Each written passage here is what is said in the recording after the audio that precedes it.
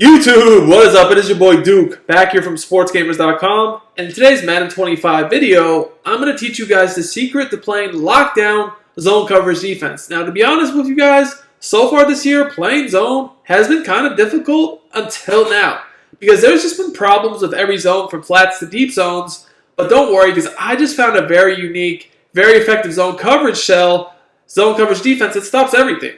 All the most popular plays, route concepts people use from corners, posts, even the seam streaks, flats, drags even, we got you covered. So in this playbook, or in this video I should say, I'm running the 4-6 defensive playbook because they have everything I like. They have some 4-6 bear, 3-4 bear, good nickels, good dimes, but I want to look at the 3-3 cub. Now if you want my full 4-6 playbook defensive breakdown, check out sportsgamers.com, VIP membership, link is in the comments and description, but you get all my premium Madden 25 content, and you'll win more games just like me. But the 3-3 Cub has a very unique package with the safety nickel back. Technically, you could do this from any formation that has the safety package, as long as it has at least a nickel back on the field. So you can do it from some dime stuff as well. But I like the 3-3 Cub because I think it has some of the best run defense. It's some of the best sheds in the game. Now, for our coaching adjustments, I just have auto flip on, base alignment, conservative option defense. I keep my zone drop set to default because I like the versatility of being able to shade my hooks and my flats up and down. So the play we're going to look at is just the Tampa 2. Now I'm going to show this to you against the meta, which is bunch strong, bunch offset, all that stuff. I'll show you guys what's the problem with this game. If you sit in stock coverages like cover 2, cover 3, or cover 4 and don't adjust your coverage, everything's open. I mean, you saw the seams were open, the sidelines were open, the flat was open, the post was open, everything was open. So what can we do against this? Well, like I said, I found one very good setup that can stop all this. So this is why I use the package, guys. You'll see when you click on the safeties and even the nickel back, you have different assignments you can put them in. So what I can do here is, what I want to do is I want to put the nickel back in the middle third, and then I want to put the safety on the bunch side and the outside third to the bunch side. So here, the bunch is to the right. I want to put the safety in the outside third to the right. The reason why I do this is simple. Guys, this year, outside thirds are absolutely horrible on corners. But on safeties, they're more effective. So I've kind of created a hybrid coverage here. I've went from a 2-deep to a 3-deep, but it's inverted. The reason why it's inverted is because instead of having my corners in deep zones, I have, which would typically be in a cover 3, you can typically have your outside corners in deep zones in a 3-deep. Have the nickel corner to safeties, and instead of like the slots being in flats, the outside corners in flats. Now, when running this is how it works. So, essentially, you're going to watch the middle, but this outside linebacker that's in a hook curl and this outside linebacker right here, these are your wild card defenders. So, you could blitz them, put them in coverages, whatever. So, like right here, I could put this kind of hard flat and leave this kind of hook zone. I can man them up. I'll show you a few different examples of how to do this. But basically, let's take a look at this. Let's take a look at this setup. So when you run this, your job is watch the middle, basically. Watch the middle of the field.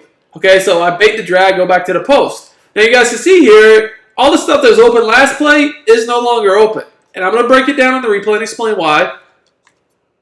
And then I'm going to show you guys a few variations and a trick to make your pass rush better when doing this. So, first of all, let's just pay attention to the sideline. You'll see that this time, the sideline is caged because not only do we have the flatness, helping, but the safety's over the top in the third. He's actually playing the sideline, which a corner in the third does not do a good job of. But you can't really throw the seam because we have the nickel in the middle third, and then we keep the outside safety on the one receiver side. We actually keep him in a deep half because he plays the middle a little bit better, and we watch the middle. So all I really do is I stay low enough to make them not throw the drag, until about right here, then I commit to the post, because I know this drag at this point will run into that flat zone. Now, there's nothing open here, so we try to force something, and, we get a pick. Now, like I said, there's a few different variations to this. Whether you want to man guys up or make your pass rush a little bit better, I got y'all covered.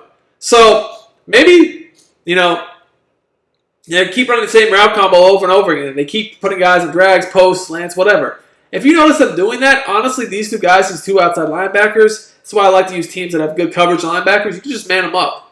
So say they keep putting the tight end on the one receiver, and like a post or a drag, it's just something over the middle, man them up. Then do the same adjustments. This guy in the middle third, this guy in the outside third to the sideline. Now, Again, I tend to keep the safety on the one receiver side when they're running bunch in the deep half. That's just my personal preference because I feel like he does a better job on the middle. If you're looking to get better at Madden 25 and win more games, sportsgamers.com is the place to be. Check out my Madden VIP membership where you get access to all of my Madden 25 content all year long. You'll get access to every offensive and defensive game plan I release, all of my secret premium tips that I release every week for my VIP members, and finally, access to my VIP community with guaranteed updates all year long. Click the link in the description and use coupon code DUKE for 10% off your order. Let's dominate together, boys. Whereas on the bunch side, I really wanted to focus on the sideline, which is why this guy's in the third. Okay? Now we're going to do the same route combo again. This is the most common route combo in the game. Some form or fashion of this, and you're going to see. Again, I just kind of help out on these routes and his cage. When they're manned up, obviously they're not going to get as open as in zone. And it's not even just strict man. It's a hybrid man-zone combo. So even though they're manned up, they're running into zone coverage. So it's not going to be as easy for them to separate like normally it would be. So here, and we could go a step further, even shade our coverage inside to get the man up some help. But, I see that the drag has more separation in the post. So that's what I choose to help out on. Now, right here, you actually saw we got a very quick shed rushing 3. By the way, keep in mind the sideline and the seam is still closed up. But got a good shed rushing 3. Now, this formation in general does get good sheds, especially if you have a good D line. So that's nice, but you can actually make the pass rush better. So, say I was going to rush 3, and I just wanted a better pass rush. Well, what can I do? I actually have some options. So what I'm going to do is actually to make the pass rush better, I'm going to put my user defender, this middle linebacker, who, again, I always user him, on a blitz angle. Now, the reason why I do this is it's been this way for a while now, but if you have 4 rushers, or at least 4 players on blitz angles, even though we're not rushing, we're still going to play coverage, the game speeds up the shed timer on a 4-man rush versus 3. So this will give us faster sheds. Now, I know what you're thinking here. You're saying, Duke, well, if I put my user on a blitz angle, I can't stick switch. Well, that's not actually true. You can. It's just different, and no one really knows this, or very few people do at least. But you can stick switch even with your user on a blitz angle.